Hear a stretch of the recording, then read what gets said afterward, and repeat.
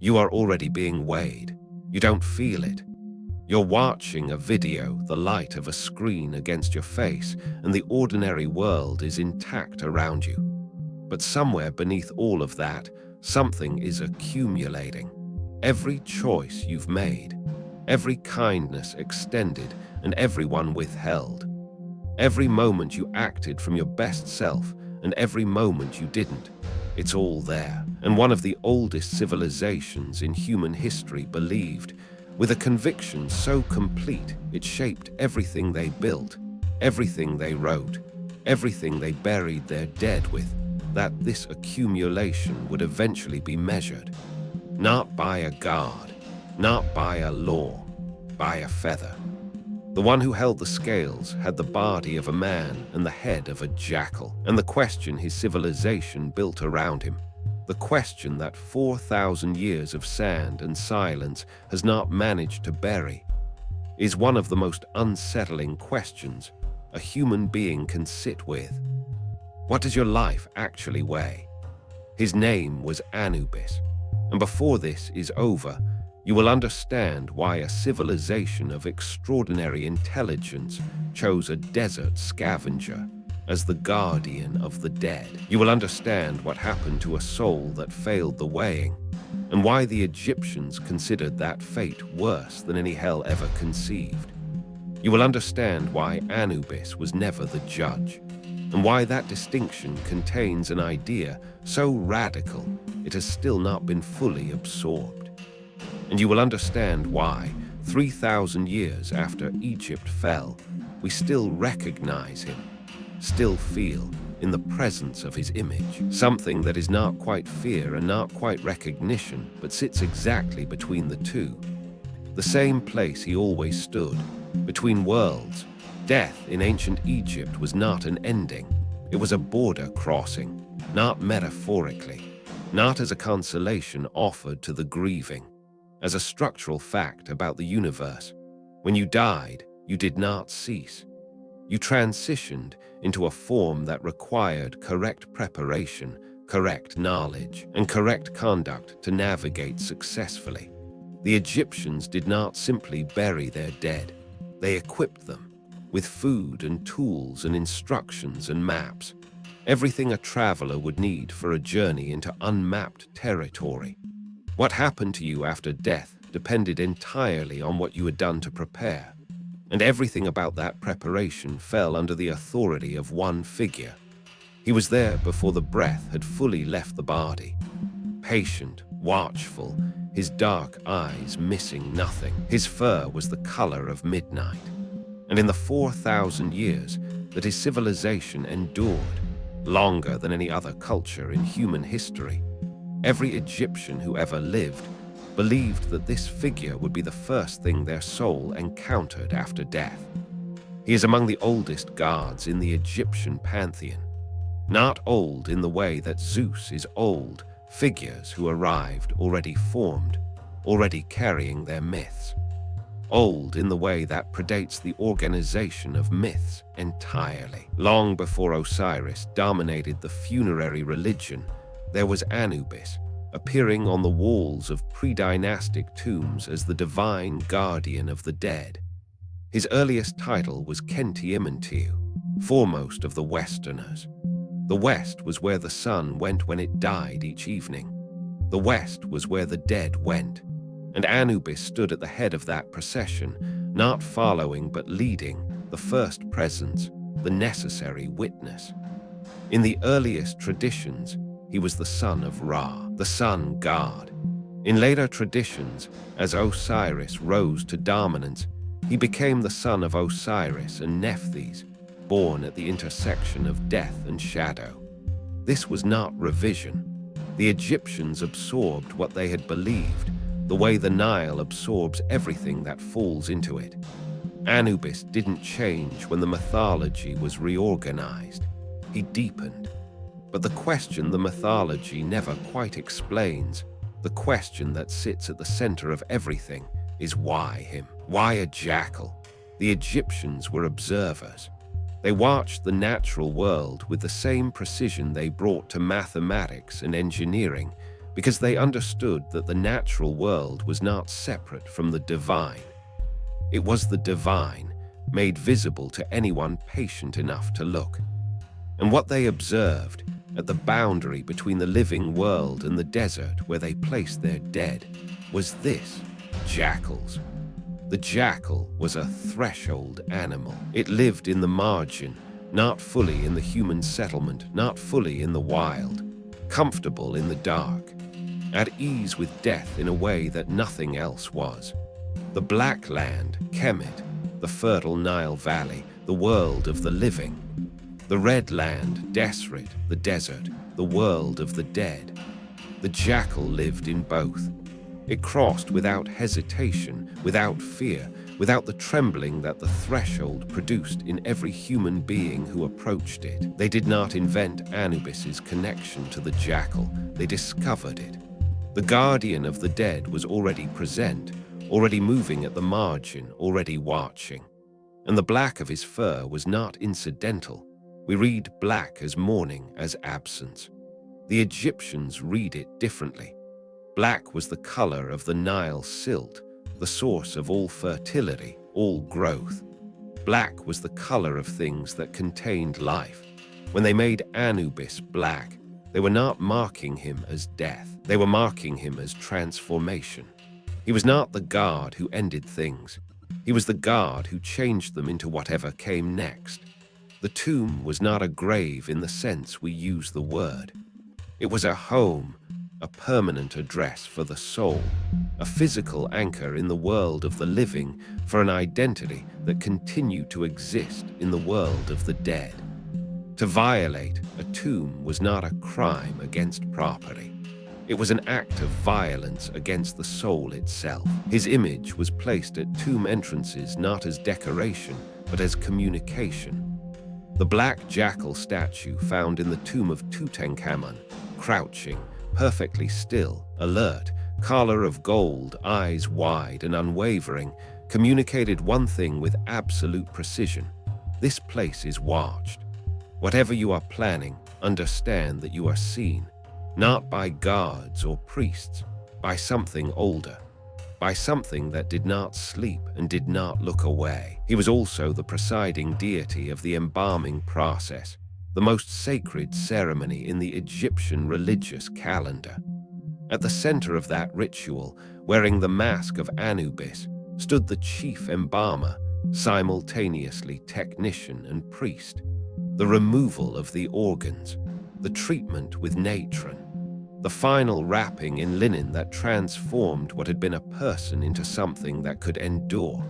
Without Anubis, the body was just a body. With him, it became the soul's insurance against the long journey ahead.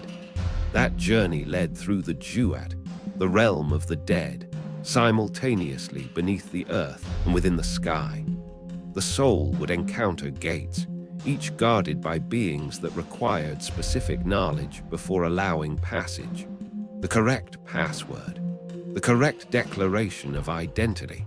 The Egyptians called their survival guide the Book of Coming Forth by Day. The wealthiest commissioned elaborate, personalized scrolls. The poorest had only a single spell scratched on a shard of pottery. But everyone understood the journey required preparation. The unprepared soul was not condemned. It was simply lost. And at the end of every corridor, past every gate, beyond every guardian the Duat placed in the path of the dead, was a chamber, the Hall of Two Truths. This is where the real work of Anubis began. How do you determine the moral weight of a life? Not the reputation, not the wealth accumulated. The actual weight, the thing beneath the performance, the record of what a person actually was when no one was watching. The Egyptians answered this with a room. Imagine a vast chamber, its walls lined with 42 divine assessors, each responsible for a specific transgression. The dead stood before them and recited one by one the 42 declarations of innocence. I have not lied. I have not stolen. I have not killed unjustly. I have not wronged a servant. I have not turned away the hungry at my door. The declarations were specific, granular. The Egyptians had thought carefully about the exact texture of a life lived badly and had given each failure its own assessor, its own moment of reckoning. The grammar of the declarations is worth pausing on. Not, "I have been generous, but I have not turned away the hungry." Not, "I have been honest, but I have not lied." The negative form. The Egyptians understood something about moral accounting that later traditions obscured. The baseline is not virtue. The baseline is restraint. What matters most is not what you added to the world, but what you refrained from taking from it. Then came the weighing. Anubis led the soul to the scales at the center of the hall. On one side, he placed the heart. The physical heart, removed during mummification, preserved, present in the hall, because the Egyptians believed the heart was the seat of the soul, the organ that carried the accumulated weight of every moment of a lifetime, every choice made in clarity and every one made in fear, every act of kindness and every act of cruelty, all of it pressed into the muscle, carried into the hall, placed on the scale. On the other side, Anubis placed a feather. This is the moment that requires you to stop. Every religious tradition that has imagined a judgment after death has placed something on the other side of the scale. The 10 Commandments, the Buddhist precepts, codes and laws and catalogues of virtue, tradition after tradition across human history. Egypt placed a feather. The feather belonged to Maat, and Maat was not a goddess in the way that Isis was a goddess. Maat was a principle, the underlying order of reality that made the sun rise and the Nile flood and justice possible and mathematics true. The truth that made the universe function was the same truth that made a life good or bad. There was one fabric. Maat was its name. The feather was her symbol, the lightest possible object, chosen precisely for its lightness, because truth itself has no weight. Truth is what everything else is measured against. The heart was weighed against the structure of reality itself. A heart made light by a life of care and honesty and justice would balance the feather. The scales would hold steady. The verdict would be life. But a heart made heavy, heavy with lies told, and kindness withheld and cruelty chosen, that heart would tip the scales. And waiting in the shadow beneath the balance was Ammit. She was assembled from the 3 most dangerous animals the Egyptians knew: the head of a crocodile, the forequarters of a lion, the hindquarters of a hippopotamus, every form of violent death compressed into a single creature crouching beneath the scales. The devourer, the great swallower, and what she consumed was not the body. What she consumed was the heart, the soul itself, the entire accumulated record of a person's existence. Ammit did not punish, she erased. The soul was annihilated, not cast into darkness, but simply ended, unmade. No continuation, no second chance. The person who had been ceased to be as completely as if they had never existed. The Egyptians had a name for this, the death that could not be reversed. Hell, as most traditions imagine it, still affirms the self. The soul in hell is suffering, but it is still a soul. It still exists. The Egyptians imagined something far more radical, not eternal punishment, but the complete and permanent cancellation of personhood. The scales did not determine where you went, they determined whether you persisted at all. Throughout this entire ceremony, Anubis presided. He placed the heart, he watched the balance, and Thoth, the god of wisdom, standing nearby with his ibis head and his palette, wrote everything down, for the record of the universe, for the evidence of what a life had been. But here is the thing the Egyptians understood, and that every other tradition has obscured. Anubis did not judge, he administered. He ensured every soul received the same ceremony, the same careful weighing. but the outcome was not his to determine. He placed the heart on the scale and let the scale tell the truth.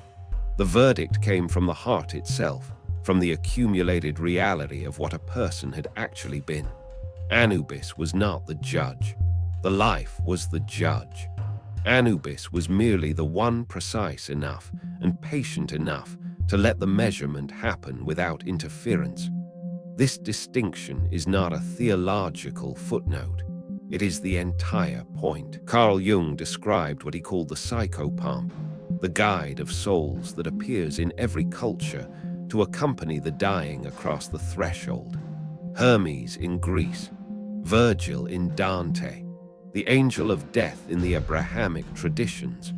Jung's argument was that this archetype exists because the human psyche produces it necessarily. The mind cannot bear the idea of dying alone. Anubis is the psychopomp, but with a function most psychopomp figures do not have. He does not merely guide, he weighs. The difference between Anubis and every other guide of souls is the scales, and the scales change everything. Ernest Becker argued that human civilization is, at its foundation, an elaborate defense mechanism against mortality awareness. We build cities and write poetry and pursue achievement not only because these things are good, but because they are ways of not thinking about the fact that we are going to die. We suppress the awareness. We place death at the periphery of life rather than at its center. Egypt's answer was the inverse. The Egyptians did not manage death. They confronted it. They built an entire civilization around the deliberate engagement with the fact of dying, not as a tragedy to be handled by professionals in private, but as the central organizing event of existence. The Hall of Two Truths is not a comfort. It is not a promise that everything will be fine. It is a demand. What you do with your days is not neutral. It accumulates, and it will be weighed. This is why Anubis has survived, not because ancient Egypt had an interesting mythology, but because the question his scales embody is not an ancient question. It is a permanent one. You can explain Anubis to someone who has never heard of Egypt in a single sentence. He is the one who weighs your soul when you die, and they understand immediately, not because they have been taught the mythology, because the image lands in a place that already exists in them, a place that knows, beneath every rationalization, that a life has weight, that choices accumulate, that something in us is already being measured by something far more precise than reputation. 3,000 years after the last pharaoh drew breath, Anubis is everywhere. Films, novels, tattoos, art installations, spiritual practices with no connection to Egypt, all reaching for his image because they find in it something other images do not provide. He has been misread as a villain, as a bureaucrat of death, but something survives the misreading: the jackal head, the scales, the patient watching. Something in that configuration communicates across the full distance of human history with a directness that explanation cannot account for. The oldest symbols do not require context. They arrive already legible. What does it mean that we created him? What does it mean that 3,000 years after his civilization dissolved into sand, we still recognize him, still feel in his presence not quite fear but something more intimate? The suspicion that the scales are not a myth, that what we have actually been, not what we meant to be, not what we tried to be, is what will be placed on the scale, not against a law, not against another person's life, against the feather. Somewhere beneath every distraction and every defense, we have always known that a life has weight, that the choices we make are not neutral, that somewhere, in some accounting we cannot quite bring ourselves to fully believe in and cannot quite manage to disbelieve, the scales are already weighting. Anubis did not judge. He witnessed. He placed what you had been on one side of the scale and the nature of reality on the other, and he allowed the balance to tell the truth, without interference, without mercy, and without the small adjustments that we make constantly to protect ourselves from knowing exactly what we weigh. Somewhere in the dark, patient as he has always been, Anubis watches, and the scales have not moved. This is Temple of Mysteries. Next time, humanity built a structure so enormous, so deliberately impossible to navigate, that we still use its name to describe any system designed to make you lose yourself inside it. The labyrinth of Crete, and the monster that waited at its center.